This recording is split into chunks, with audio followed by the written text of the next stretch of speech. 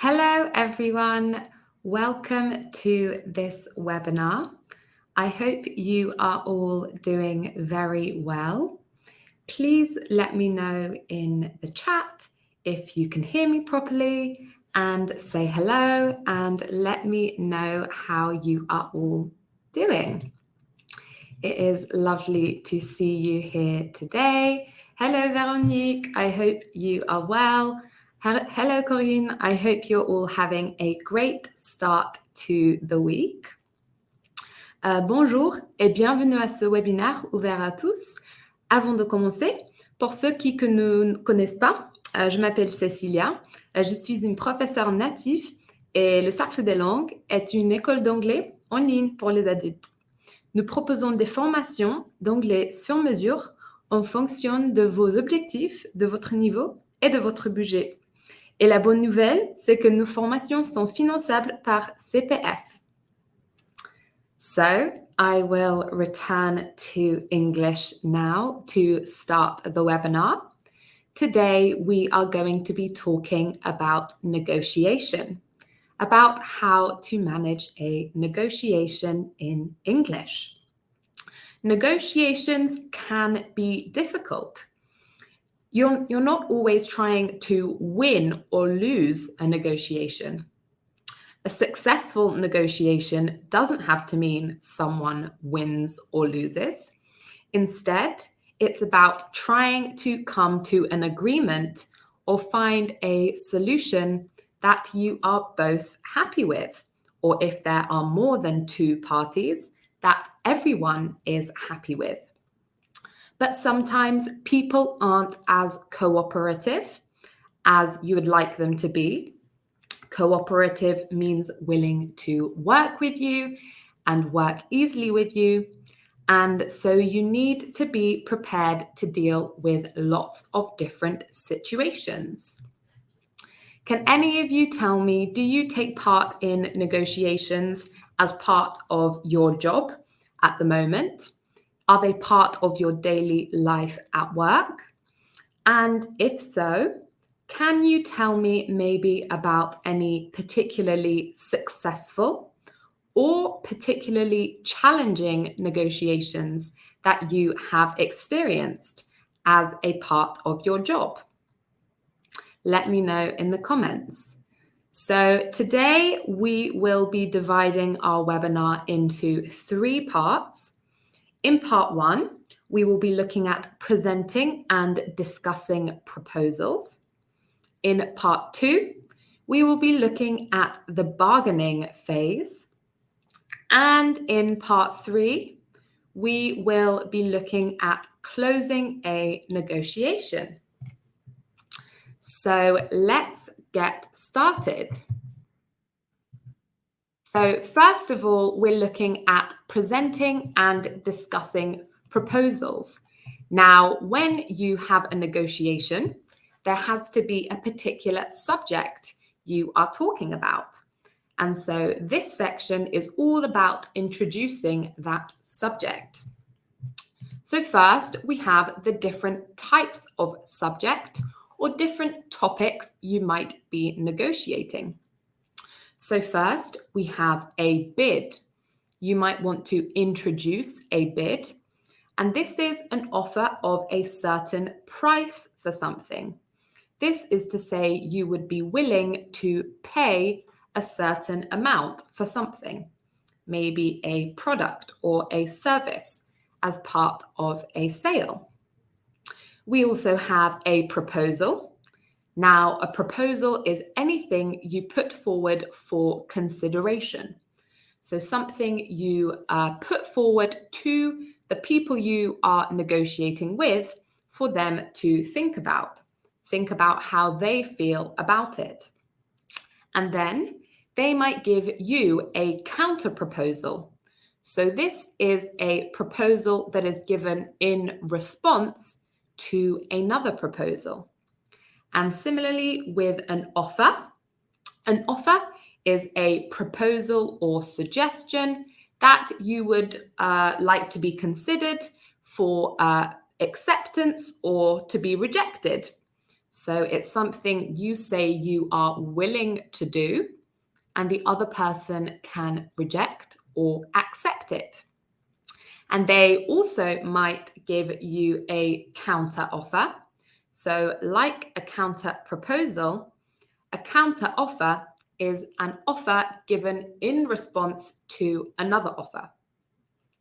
And finally, we have an alternative.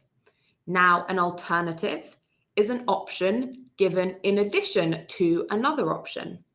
Perhaps you might give your first proposal, and then if someone says they don't like it, you might offer an alternative.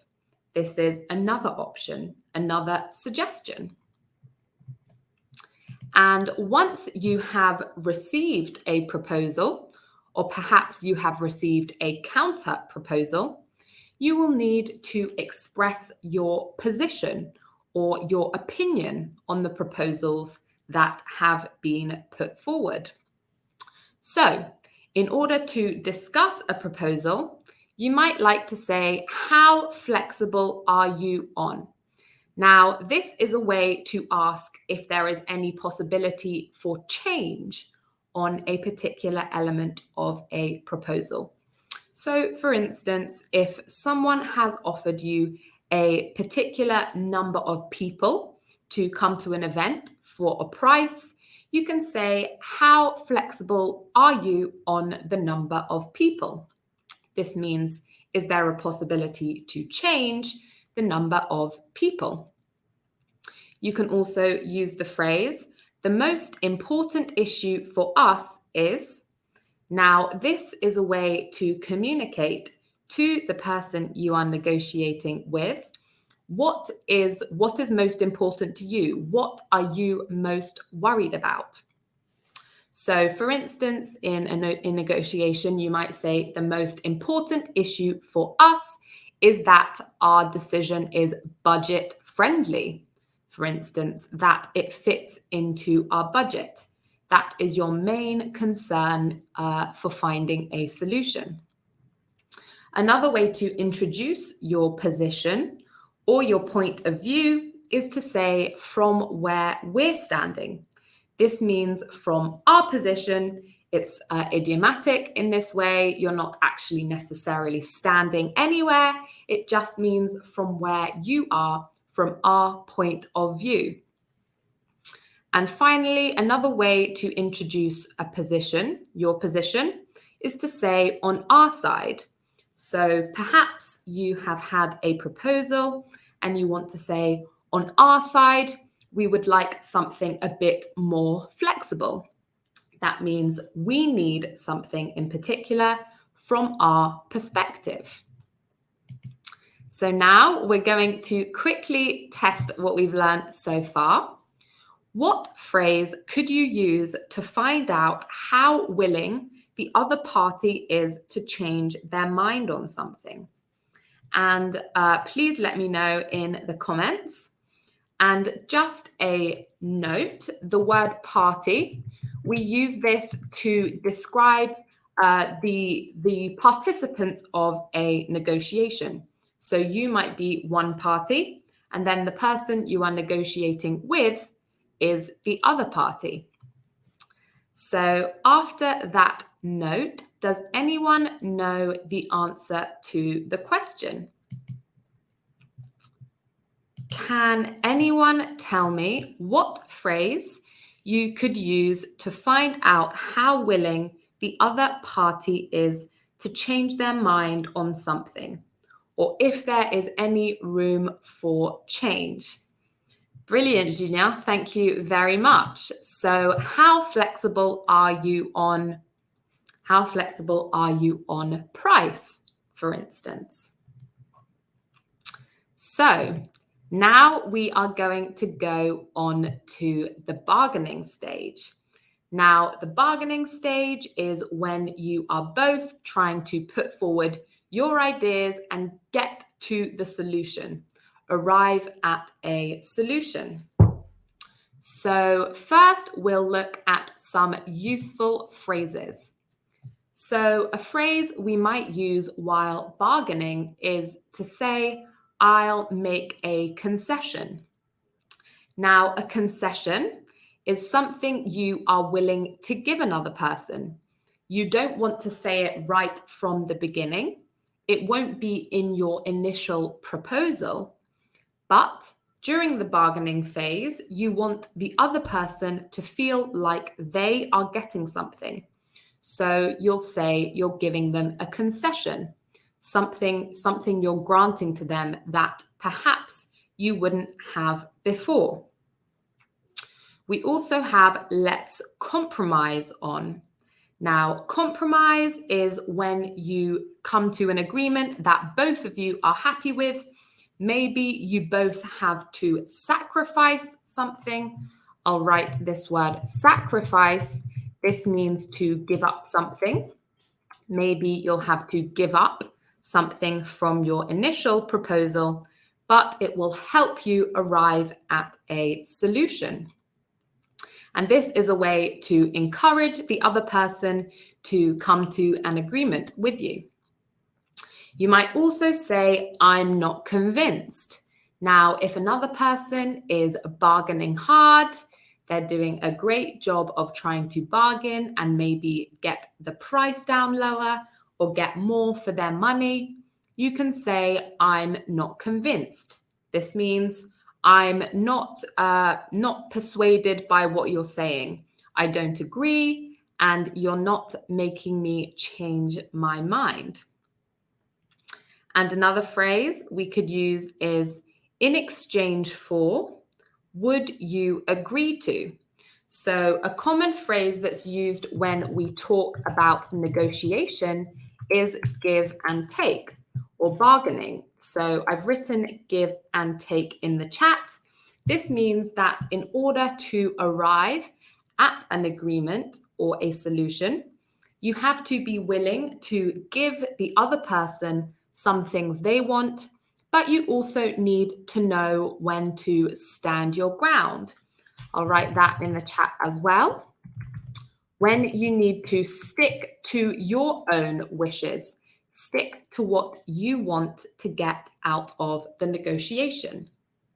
So when you say in exchange for, this means you're trying to offer an exchange. You're offering them something, and you're hoping that they will give you something back. Oh, Veronique, I'm sorry to hear your connection is not working, but hopefully you'll be able to join us again. So you might say, in exchange for an extended access to the e-learning platform, for instance, would you agree to 5 extra lessons? This is a way of saying, I'm going to give you something. Please, can you give me something back? Similarly, you could say, we could offer you. This means we will give you something if you give us something, if you do something for us.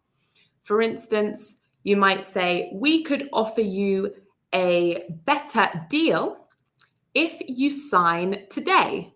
This means that you will get a cheaper price if you sign the contract today. This is something that will give them something, but it also gives you something. Another phrase that might be used in bargaining is to say something is off the table. Now, during the bargaining phase, people will be pushing as hard as they can to get what they want. And if at some point you want to say that something is absolutely not happening, you can say it is off the table. For instance, this offer is off the table if you try to get it at that price. It just will not happen. And similarly, when you are talking about the extremes of how far you will go, a phrase you might use is our bottom line is. Now, the bottom line is the very lowest you are willing to go. So you might say, our bottom line is £20,000. Perhaps you are talking about a big project that costs a lot of money. you'll say that is the very lowest we can offer you. And now we're going to have a look at some tactics that people use in negotiations, in bargaining. And you might have seen these tactics. Let me know in the comments if you have seen any of these tactics before, or maybe you have used them yourself. And a tactic is a particular trick you use to be better at something, to try to succeed at something. So first of all, we have to lowball. Now, to lowball is to make an offer that is much lower than expected. So for instance, if you go into a sale and you think a product or a service is going to cost £8,000, and the person you are negotiating with says you can have it for £6,000, then they are lowballing. They are giving you an offer which is much lower than expected. And the opposite of this is to highball. To highball is to give an offer that is higher than expected. So again, this might be a higher price than was expected. Something else people do during negotiations to try to come to an agreement is to find common ground. Now, common ground is something that you both agree on, perhaps a shared idea, a shared belief, a shared interest. And if two people are disagreeing, maybe from a business perspective, but then you find common ground, it might open you up. It might make them more willing to be cooperative. And we mentioned this word cooperative before. Something else people might do during a negotiation is to drive a hard bargain. Now, this is, again, an idiomatic phrase, and it means to be determined to get what you want. If you're driving a hard bargain, this means you will not take no for an answer, and you will not stop until you get what you want. And finally, we have to lay your cards on the table. So sometimes people think in negotiations, people are sneaky or not very honest, but often people are willing to lay their cards on the table. And this is an idiomatic phrase which means to be completely honest and to be completely upfront and give someone all your information, tell them exactly what you are thinking and what you want. And sometimes this can be really effective because people appreciate honesty. And now we're going to look again at compromising. So we've already looked a little bit at this give and take idea. Perhaps you're willing to give someone what they want, but you need to be sure that you get what you want too. So you might offer a proposal or offer something with conditions. Now, a condition is something you say has to happen before something else can happen.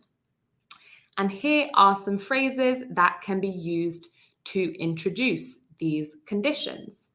So first, we have provided that. So we can say, for example, I will give you a lower price provided that you bring 5 other people to my company. Provided that you bring me 5 other customers.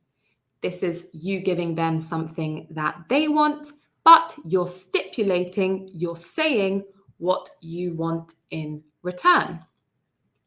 We also have on the condition that. So of course, this phrase has the word condition in. It's introducing a condition. You might like to say, I will offer you 3 free chairs with your package, on the condition that you pay in cash. Sometimes people want to be paid not via credit card, and so they'll be getting something and you'll be getting something. We also have as long as. This introduces a condition in the same way. For instance, you might say, I will sign the paperwork today as long as you can promise you will give me the lowest price. And finally, only when. Now, this is when you're talking about conditions that need to happen in a particular order, in a particular time. So you're saying, I will do something once or after you have done something. So only when I see the document in front of me will I pay you. This means you're going to have to wait until I get something for you to get something. So now let's test our knowledge. So what do we call it when you find shared beliefs or interests between people who might be disagreeing? Do you know? Let me know in the chat. Didier, I'm glad you are finding this useful. Did you have to do negotiation as a part of your old job? Do you want to get a new job that will involve negotiation, perhaps? Let me know in the chat, and everyone else, also let me know in the chat if you know the answer to this question. Brilliant, Julien. It is to find common ground. So you don't have a new job, Didier, but are you looking for a job? Do you want to work with negotiation? Perhaps that is something you are interested or skilled at.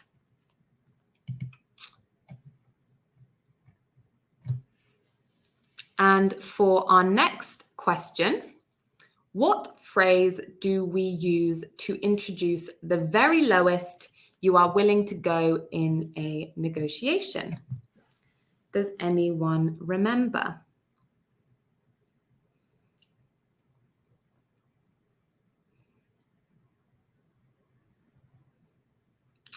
Not quite, so it's not at least.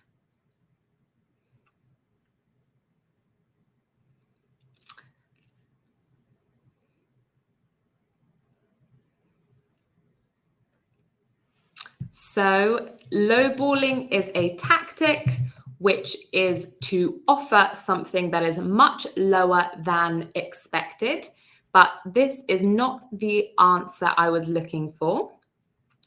So off the table means to say that something is not happening, but this is a phrase used to introduce the lowest you are willing to go. Does anyone remember? And Adam, to lay off means to let someone go, to fire someone. Brilliant, Julien. So it is our bottom line is. And next, what phrase means to be completely upfront and honest?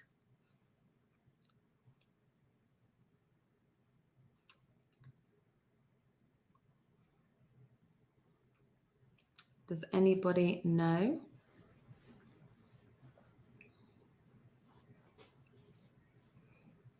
Well, Didier, I hope you have an easy time looking for a new job. I wish you the best of luck on your job hunt. Yes, brilliant. So we say to lay your cards on the table. The phrase is just set as lay your cards on the table. So put your cards on the table just doesn't have the same idiomatic meaning.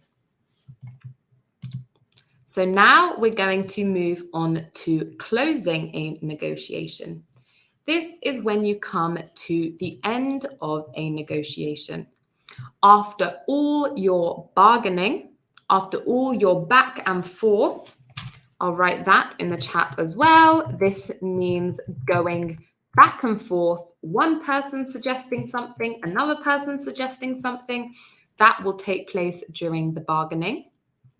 And then there are some particular outcomes. Now, an outcome is a result. So we'll look at some possible outcomes for a negotiation. So one outcome is that you persuade someone of something. Now, to persuade is to make someone think something or do something by having a very strong argument.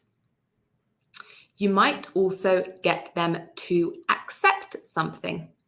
Now, if someone accepts something, like accepting a proposal, this means they say they are happy with it, they approve, and that it suits them. We also have to agree, and to agree is to consent to something, to say that you think something is correct or okay. We have to reach a deal.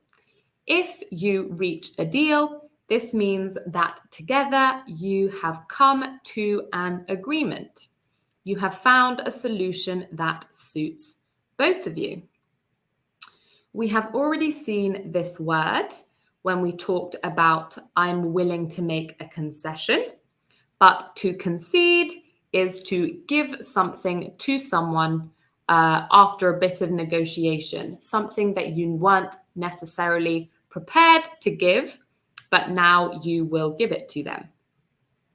Now, to reject is to say you do not approve of something, to not accept it. It is the opposite of accept. And finally, we have a stalemate.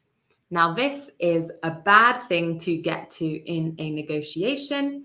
If no one is willing to make concessions, no one is willing to give the other party something, and you're both very stuck in what you want, you might arrive at a stalemate where the negotiation cannot continue, no one is going to win or lose, and you're not going to come to an agreement. And now we'll look at some phrases used to express that you've come to an agreement, that you've come to a deal. So if someone has given you a suggestion or a proposal that you accept, you can say, I think that would be acceptable. This says, we are happy with what you have offered us. You might also say, that sounds great to us. This means we are happy with what you have said. You can also say, I think we have a deal. This means I am sure, I think we have arrived at a solution that both of us agree on. And finally, you can say, you've got yourself a deal. Now, this one is quite lighthearted. Perhaps if there has been a lot of back and forth, a lot of bargaining, and finally you reach an agreement, you might say, you've got yourself a deal. You've done very well and you have convinced me. And if you don't come to an agreement, you might have to say, we are not interested. This means we don't like what you are offering us and we don't want to agree to it. Similarly, we can say, I'm afraid we can't agree to. I'm afraid we can't agree to that price. That means we're not able to accept it. And sometimes you might not come to an agreement, but it doesn't mean that the negotiation or the conversation or the possibility of coming to an agreement is over. Instead, you might like to prolong. Prolong means to make something last for longer. You might like to prolong discussions. and hope you will come to an agreement at a later point. So to introduce this, you might say, can we take some time to consider your offer? This means we are not able to make a decision whether to accept or reject your offer right now, but we need time to think about it. We want to think about it before we give you an answer. Now, another phrase we might use if we need to prolong discussions is, I will have to consult I will have to consult with my boss and get back to you. Perhaps in a negotiation, it gets to a point where you're not quite sure by yourself if this is an offer you can accept or not. Maybe there has been a lot of bargaining and you're not quite sure what the lowest you can go is, and you need to check with someone else. You can say, I will have to consult with. Consult means talk to, get the advice of. I will have to consult my colleagues and get back to you. And I will come back to you with an answer. And finally, we can say, shall we resume negotiations perhaps next week? This means you're setting up a plan to start negotiations again or continue negotiations at another point if you have not arrived at a solution that day. So now let's test your knowledge. What do we call the moment in a negotiation where neither party wants to make a concession? Neither party wants to give something up. What do we call this moment in a negotiation? Does anyone remember?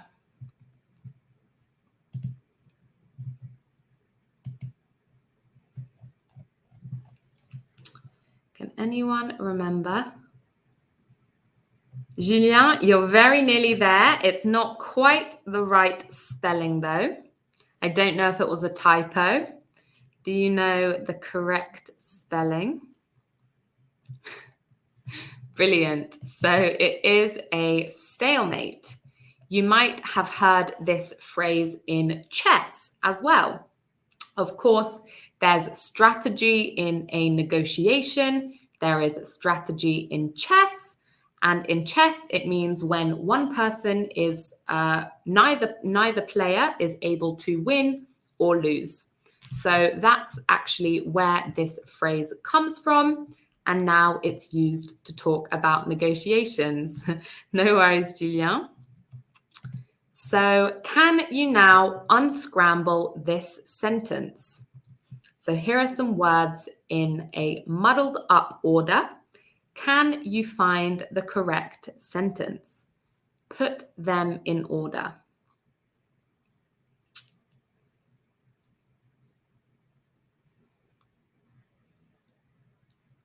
Brilliant, Cécile. Thank you so much. You've got it. So it's you've got yourself a deal. Hopefully this is something you can say if you ever find yourself doing a negotiation. I hope you will be able to get to a deal and find a solution. So that brings us to the end of our webinar for today. I hope you have found it useful. Please let me know in the chat if you have any final questions, anything you would like to ask about. I'll just give you a few moments to write in the chat if you have a question. So Julien, the meaning of back and forth. To say something goes back and forth means it goes from one place to another. So a conversation is back and forth. I say something to you, you say something back to me. It's going back to you and forth. So back is backwards and forth is forwards. So back and forth is kind of like this motion, back and forth. And we talk about back and forth in a negotiation, which just refers to the moment of or the act of one person speaking, one person offering something, and then the other person counter-offering. So it's like I suggest something, you suggest something back to me. We're having a back and forth. Is that a bit clearer? Let me know if that was a clear enough explanation, Julien, and if you now understand the meaning of back and forth. Basically, a conversation where each person is giving their ideas and expressing themselves.